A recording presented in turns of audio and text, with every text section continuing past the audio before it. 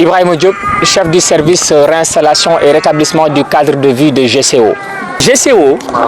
entreprise minière la boo xamante ni mënul def lu dul li entreprise minière yi di def parce que entreprise minière dafay fekk ay ressources yoo xamante ni day jariñ réew mi yëpp ressources yooyu mu exploité ko mais fi mu koy exploité dafay fekk ay nit yoo xamante ni dañ fa nekk soit ñu am fa kër wala ñu am fa ay activités économiques léegi loolu nag buñ ci waxtaanee ba juboo li ci def mooy ñu déplacer leen foo xamante ni dañ fa mën a continuer seen dund bu gën a baax sax bi nga xamante ni moom lañ doon dundee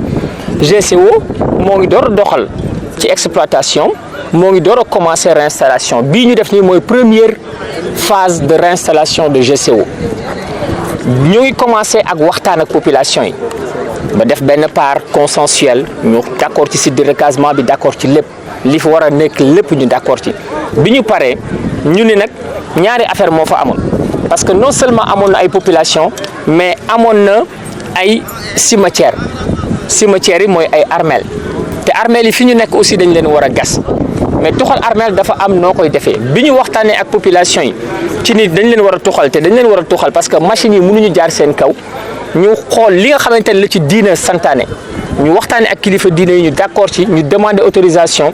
ñu def processus bi yëpp ak administration ñu jox ñu autorisation ñu appliquer ko ba déplacer nañ juróomi cimetière yoo xamante ne ay téeméeri ñoo fa nekk ñu jël leen yóbbu leen ci village boo xamante ne ñoo ko wax village yu Fot bi nga xamante ne ñooñu aussi ñoo ko d'accord nangu ko parce que fa la ñuy suul seeni néew ba léegi biñ demee foofu dañu gis armeel yooyu que ni kenn miirewu ko amul dara daanaka nag yi jur yi yëpp dañuy jaar ci kaw bàmmeel yi te comme dañu war a ormal nit buy dund ak bu génnee àdduna ñu ni GCO mënul xool loolu indi nañ fi nit ñi nañ leen sécuriser moo tax ñu tabax armeel yi ba pare def fa benn morgue bi ñu paree ci loolu ñu jublu ci tabax kër yi fanweeri kër ak juróom lañ tabax fanweeri kër ak juróom yëpp kër bu ci nekk am na douche am na waañam am na robinet am na panneau solaire am néeg yëpp di tàkk am na ay prise am na lépp bi ñu paree ci loolu ñu ni waaw ñoom am na loo xamante ni ñëpp bu ku nekk amee sa yëf ba pare am na loo xamante ni ñëpp ñoo ko bokk li ñëpp bokk mooy fi ñuy jaamoo yàlla muy jumaa ji moo ngi nii gis ngeen ko fi ñuy fajoo mooy case de santé bi defar nañ ko fi nga xamante ne fi la xale yi jànge mooy école bi defar nañ ko ak château d'eau ak forage ñoom aussi ñu nekkoon ay baykat dañu war a continuer di bay ñu jox leen ay tool daggal leen ku ci nekk li nga amoon ñu daggal leen ko ay tool yi aussi ñu waxtaan ak ñoom ni leen da ngeen di bay mais da ngeen war a bay loo xamante ne même bu bariwul tamit war ngeen ci am meññeent bu bëri ñu ni kon nañ leen utal ay moto pompe ak forage yu ndaw yoo xamante ne den mën a bay yaxanal ndox mi respecter environnement bi ba pare li ñuy am ci am meññeent mu bëri te loolu yëpp dañ leen ciy boole di leen tàggat ci ni ñuy bayee tàggat leen ci ñuy yore xaalis tàggat leen ci ñuy développer yeneen activités yoo xamante ne day génne xaalis donc loolu mooy li nga xamante ne mooy réinstallation bi ñu ànd ci ak commission départementale de réinstallation mooy administration bi mairie population yi seeni chef de village ak ONG association yi nga xamante ne ñoom ñooy def fii li ngeen gis yëpp nag ay entreprises yoo xamante ne dañu dëkk ci gox bi ñoo ko réaliser parce que ñun GCO dañu nii mënuñu jël ñëpp ci ay emploi koo xamante ni nag am nga entreprise te entreprise bi nga mën a liggéey boo xamante ni méngoo na ak li doxalinu àdduna ñun bu ñu amee liggéey boo concouré boo gagné ñu jox la ko ñoom ñoo ko liggéey dafa naa ni bi ñëwee ñun ñëpp sax suñu sag la parce que suñu réew la suñu doomu réew ñoo ko def ñun ñëpp kontaan nañ ci te def nañ ci ay emploi parce que fii biñ ko liggéey lépp sax environ 1 an am na 6 mois yoo xamante ne plus de 300 personnes dëkk nañ fi di ci liggéey chaque jour installé ay tentes yi moo ngi woon ci ginnaaw ñu fi installé di fi liggéey di am lu ñuy jël di yóbbu seen njaboot population yi nekk ci environnement yi ñoom aussi yore seen i charrette di def ay journalier di fi am ay dara loolu aussi développement la. cité bi nu mu tudd. cité bi nag ñun mënuñu prononcé wu ci tur bi parce que turu dëkk administration moo koy jox. léegi boo leen waxtaanee bu ñu waxtaanee ak ñoom ba administration wax tur bi après ñu wax ko mais daal juróom-ñaari amo la ñeenti amo yi ci village Jogo lañ bokk ñetti amo yi bokk ci village yu Fot parce que ñooñu ñooy village officiel yi. wàllu koppar ñaata ngeen kii waaw affaire koppar nag dafay xaw a jafe tuuti ñu wax ci lu jëm ci réinstallation parce que réinstallation mën nga commencer mais xamoo kañ lay jeex moo tax ñun duñ ci bëgg di prononcer wu bu ñu d'accordé ba xool coût yi ñu dégager budget bi mais li ma leen bëgg a xamal daal mooy li ñu fi dépensé romb na milliard te pareeguñu. kër yi daal ni ñu ko gisee daal baax na ndax wax dëgg yàlla liggéey nañu ko liggéey bu rafet defaral na leen forage def lu ay robinet defal lépp ba mu àgg gisuñu ci benn jafe-jafe boo xam ne baal yàlla nañu ñaanal rek population bi ñu dëkk fekk ci dëkk yi ñu ci foofu ñoom ndax loolu moo nu arrangé. fii Madinatul Munawwara. fan nga jógee pour ñëw fii. Mbeteet. Mbeteet fu mu nekk. Mbeteet mu nga ci Fouat rek. waaw lan ak lan nga amoon foofu ak lan nga fekk fii. foofu yoroon naa fa ay tool ak ay kër. waaw fii nag. ak i nag fii kër lañ ma fi jota woon de dig nañu ma fi tool nag jotaguma gis tool bi. nag jur gi Aliou. jur gi maa nga ci kër ga. fii dugg bi jafe na lool est-ce que laajoon pour ñu defal leen ay yoon yu fi mën a dugg ay tali. waaw yoon wi moom ñëw fi moom yombunu ndax sunu sañoon wax naa ko préfet wax naa ko waa Sisa woon ñu jëlee fii tali bi mu dem ci tali bu ñuul bi waaw loolu moom wax naa ko ay boobu moom am na léegi fii ci kër gi ñu am fi tali boo xam ne day dem ba ci tali bu ñuul bi jëm Lompul waaw loolu moom tawaat nañu ko ñaan ci wax naa ko ay yoon wax naa ko préfet wax naa ko sous-préfet ndax loolu moo nooy dimbali suñu amee yoon boo xam ne day dem Lompul saa boo jógee nga mën dem waaye su fekkee amuñu yoon wu jóge fii dem ci tali ba day nakari dara ndax suuf su nooy la. may directeur bi yore lépp lu jëm ci population yi ak environnement donc rafetlu dégg nga maam ni nit liggéey bi doxee ak relation yi nga xam ni moom la ñu am ak population locale yi parce que tey ku fi ñëw tey boo xoolee ni population yi ñëwee nga xool ni autorité administrative yi ñëwee nga xoolee même les chefs religieux Mame Malick Sy jógee ba Tivaouane ñëw ba fii uniquement pour fekkee ndaje bi loolu mooy wane ni ak GCO gis ngeen presque direction générale directeur yëpp a ñëw mu ngi si directeur général donc loolu mooy wane ni ñun li ñu jublu mooy que ni suñu liggéey toujours dañuy jiital population yi bien que société bi dafa ñëw pour def ay résultats donc économiques mais du ñu jiital rek ces résultats économiques li ñuy jiital mooy d'abord nekk ak population yi di liggéey ak ñoom lépp loo xam dañ koy def te mu fekk loo xam ni suñu warugar la te muy seen àq ak yelleef ñu jox leen ko ba mu mat loolu directeur général ñëw na ci lu yaatu ñëw na également parce que lii bokkul ci suñu lu tuddee le programme social minier maanaam am na benn ligne budgétaire boo xam ni doon ko dégager chaque année pour jàppale état bi ci donc déplacement bi beneen ligne budgétaire la boo xam ni ça n'a rien à voir ak le programme social minier terewul nag bu leen xasee ba déplacer leen fii ñoom dañuy daal di mën a bénéficier ci programme social minier boobu parce que bu leen déplacer day mel ni comme si benn village bu bees la boo xam dafa nekk ci seen i nattango yeneen village yu nekk ci kii bi donc ñoom ñëpp ñoo bokk programme social minier donc di rafetlu association bi ñuy am entre les populations locales les autorités donc administratives GCO mais également les chefs religieux. Monsieur Issa Niakhaté maay jàngale ci école bu bees bi tudd zone de recasement GCO école bi ñu ngi koy créé en octobre 2016 et février 22 février 2016 lañ ko ubbi. waaw boobu ba léegi xale yaa ngi ñëw école bi nag polarisé na doon dëkk yi ko wër. am na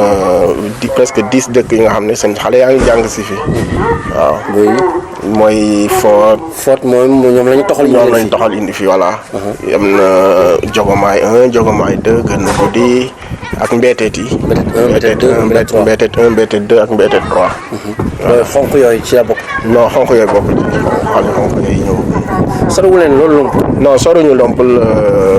diggante fi ak Lompul 8 kilomètres la. te ñu ngi bokk ci commune Darou Khoudoss département bu Tivaouane voilà. tey jii ñaata élèves nga am fii ak ñaata classe. bon nii maa ngi am 65 élèves ci ñaari classe CP baa ngi am 20 élèves CI baa ngi am 45 élèves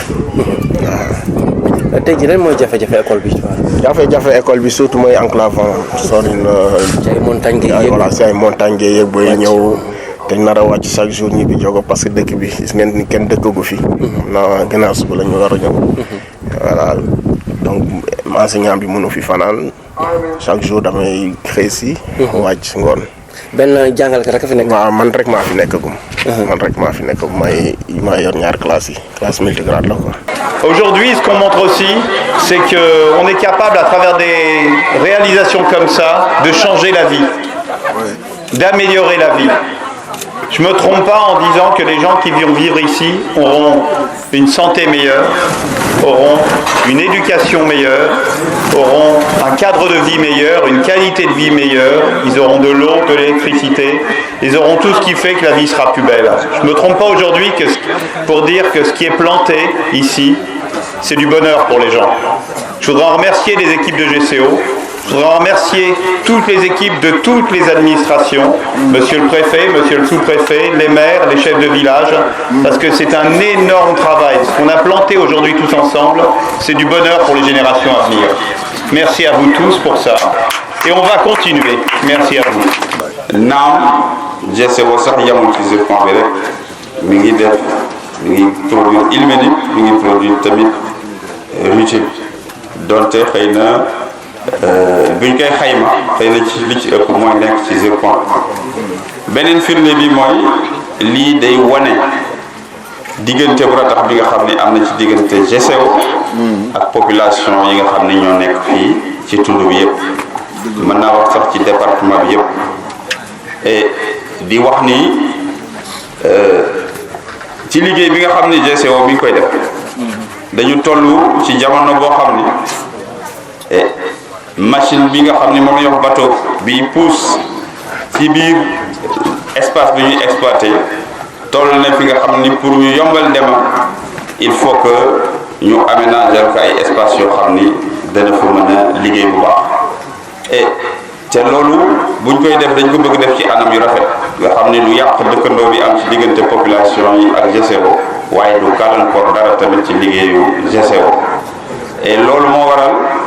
et ñu taxawal benn commission boo xam ni commission bi moo ni tudd commission de réinstallation des populations yi nga xam ni ñoom la ñu war a déplacer maanaam yi nga xam ni ñoom la ñu war a toxal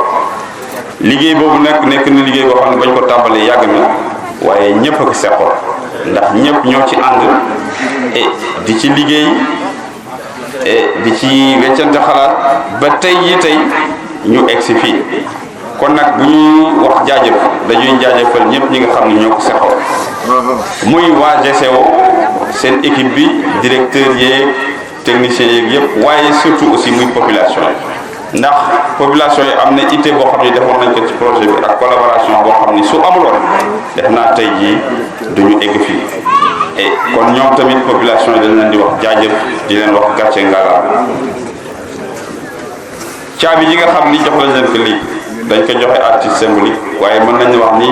juróom-ñaari amoo yëpp indi lañ leen fii ñu leen indi fii ménage yi nekk na ci ménage yi mooy njël yi nga xam ne mën nañu wax ni ñoo ñëw fii toll na ci fanweer ak juróom et ñu tabaxal leen ay dëkkuwaay yoo xam ni mën nañ fi nekk waaye biñ koy def it dañ ci waxtaan ak ñoom déggoo ci ak ñoom ba nga xam ni béréb yi ñu leen di toxal dañuy fexe ba béréb yi ñuy ñëw fii mu nekk béréb yoo xam ni ñooy gën a baax ci ñoom ci wàllu dund ak ci wàllu dëkkuwaay suñ ko mën nañu lim li nga xam ni def nañ ko fii ci kër gu nekk dinañ ci gis li ci nekk mooy kër boo xam dana am gën gaa néew ñetti néeg waaye dana am aussi ay béréb yoo xam ni ci dafay baax ci biir kër nga xam ni kër gu nekk war na ko mën a nekk dana am kit solaire boo xam ni dana indi courant ci biir kër yi dana am borne fontaine pour yombalal leen li nga xam ni mooy ndox mi waaye am na tamit ak as dàmpaay bu ñu leen di jox pour yombalal leen toxal bi et bu ñu jëlee ci kër yi nag dinañ ni yi nekk ci dëkk bi nga xam ne am na infrastructure yu ñu fi def nañ fi benn l'école def naa mu nga nekk ci suñu ginnaaw def nañ fi case de santé muy bér bu fajukaay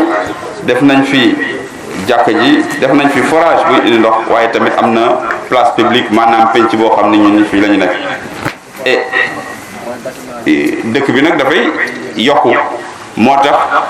am na ay suuf yu ñu denc ci ginnaaw loo xam ne ñu ngi ko jëlee ci li ñuy wax bois villageois fas nañ fa yéene jëmbat ay garab waaye def fa tamit ay teen dëkk bi nag bu yokku incha allah dinañu prévoir xale yi ñi nga xam ne ndaw lañ ñi te dëkk bi bu yokkoo ñoom it dañuy soxla itteewoo ay dëkkuwaay ñu denc nag ay béréb yoo xam ni ñoom it incha allah ñoom ak seen njaboot dañ fa mën a dëkk ci loolu liggéey nañ ci ànd ci ak commission bi nga xam ne moo doon def aménagement yi waaye aussi ak équipe bu GCO kon nag partenariat bu mel ni diggante GCO ak population yi defe naa day partenariat boo xam ni ñun mënuñu lu rafetlu ko waaye di ñaan suñ borom may nu mu continuer noonu ñu gën ko di rafetal mu gën di ratax ndax jaakaar naa ni njariñ li am na ci ñëpp ci fànn yëpp la am waaye ci population yi boo ko jëlee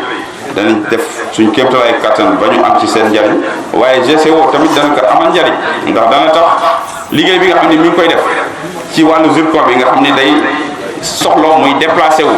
bu jógee fii tey mu dem fële dana ko mën a def ci jàmm ci avancé ci liggéeyam te du ci am benn jafe-jafe ak population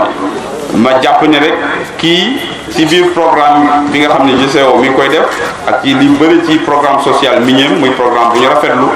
et lii dañ naan ci xëy na ci tàmbali bi rek wala ci digg bi la que li ci des am nañ yaakaar bi incha allah buy ñëw xëy na loolu mooy nekk li nga xam ni mooy gën a neex et dinañu lancer appel ñaax leen ni dinañ gërëm GCO waaye dinañ dellu gërëm population dinañ ñaax population yi tamit ni dëkkuwaay yi ñu leen defal tamit nañ ko jéem a sàmm buñ ko sàmmee sàmm li nga xam ni mooy garab yi ak lépp li nga xam ni moo wër dëkk bi ci wàllu gàncax ak yëpp et dëkk dana tax dëkk bi gën a naat te GCO dana pare na pour jàppale leen ci wàll woowu loolu laa bëggoon tënk ci wolof di gërëm ñëpp di leen nuyu di leen ziar di wax asalaamaaleykum wa rahmatullahi taala wa barakatuh